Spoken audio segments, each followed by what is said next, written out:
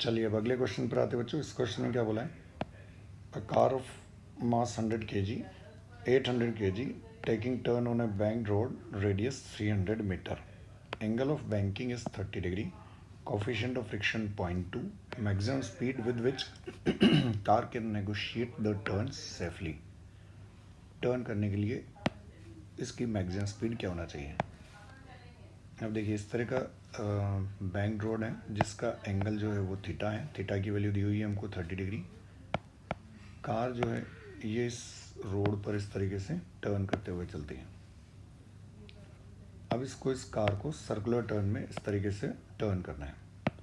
अब देखिए फोर्स कौन कौन से लगेंगे? इसका वेट mg तो किधर लगेगा बच्चों? डाउनवर्ड्स।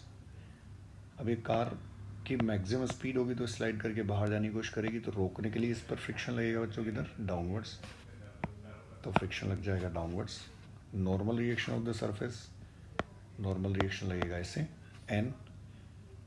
फ्रिक्शन के अगर मैं दो कंपोनेंट कर दूं तो क्या हो जाएंगे बच्चों? फ्रिक्शन का एक कंपोनेंट ये एंगल हो गया थीटा, तो फ्रिक्शन का इधर में कंपोनेंट मिल जाएगा f cos थीटा, और फ्रिक्शन का ये कंपोनेंट हो जाएगा f sin थीटा। इस तरीके से नॉर्मल रिएक्शन के भी अगर मैं दो कंपोनेंट कर दूं, ये एंगल भी है थीटा, तो ये भी एंगल थीटा है। n का इधर वाला कंपोनेंट हो जाएगा n cos थीटा, और n का इधर वाला कंपोनेंट हो जाएगा n sin थीटा। ठीक है बच्चों। अब इस कार पर सेंटर की तरफ जो फोर्स लग रहा है वो इतना है।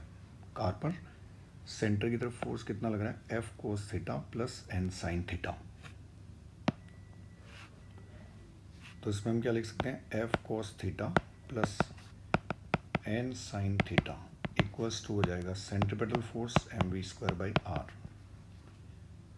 इसी तरीके से वर्टिकल डायरेक्शन में अगर फोर्स बैलेंस कर लें बच्चों इस डायरेक्शन में, तो n cos थीटा तो लग रहा है इस पर अपवर्ड्स, और f sin theta plus mg ये लग रहा है डाउनवर्ड्स। और इसको अगर हम कैलकुलेट कर लें तो थोड़ा सा अरेंज करने पर n cos theta minus f sin theta equals to लिख सकते हैं mg। दो इक्वेशन हो जाएगी।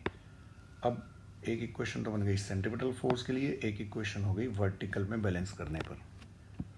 फर्स्ट और सेकंड दोनों इक्वेशन को डिवाइड कर दें तो क्या हो जाएगा बच्चों? f cos theta plus n sin theta upon n cos theta minus f sin theta, f sin theta. दोनों को डिवाइड करने पर ये वैल्यू क्या आ जाएगी? इन दोनों को भी अगर मैं इधर डिवाइड कर दूं तो mv² अपॉन mg। दोनों को डिवाइड करने पर m तो कैंसिल हो जाएगा बच्चों, और ये क्या मिल जाएगा? v²/rg। अब देखिए फ्रिक्शन को हम कितना लिख सकते हैं? फ्रिक्शन को यहाँ पर लिख सकते हैं, फ्रिक्शन की वैल्यू हो जाएगी म्यू इंटू एन।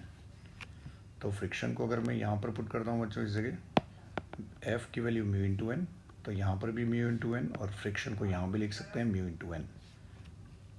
तो फ्रिक्शन को अगर मैंने यहाँ पर लिखा म्यू इंटू एन, इसी तरह से फ्रिक्शन को यहाँ पर भी लिख दिया म्यू इंटू एन, तो देखिए क्या हो जाएगा? एन तो हो जाएगा सब जगह कैंसिल। ये एन की वैल्यू तो कैंसिल हो जाएगी, और कैंसिल आउट होके बचेगा क्या यहाँ पर? यहाँ बचा mu cos theta plus n तो हो गया cancel, sine theta upon cos theta minus mu sine theta equals to v²/rg।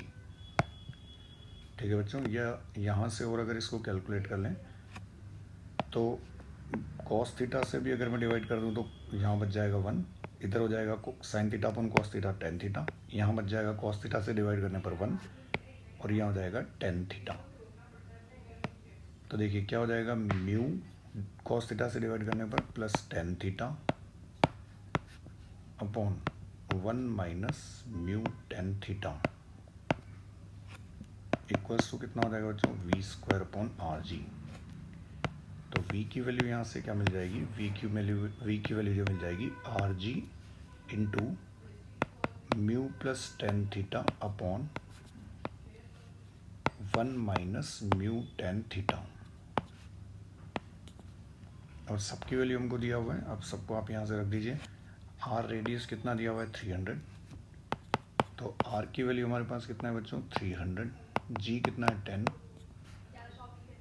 Mu की वैल्यू कितनी है बच्चों 0.2 प्लस टेन थीटा कितना है 1030 अपॉन 1 माइनस म्यू की वैल्यू कितना है 0.2 इंटू थीटा कितना है 1030। तो सबको रखकर सॉल्व करने पर यहाँ से वैल्यू जो आ जाएगी ये आ जाएगी 51.4 मीटर पर सेकंड। तो ये फाइनली हमको वेलोसिटी की वैल्यू मिल जाएगी। थोड़ा सा लंबा चौड़ा क्वेश्चन है बच्चों, तो इसको एक बार और दोबारा आप सॉल्व करके ज़रूर देख लें।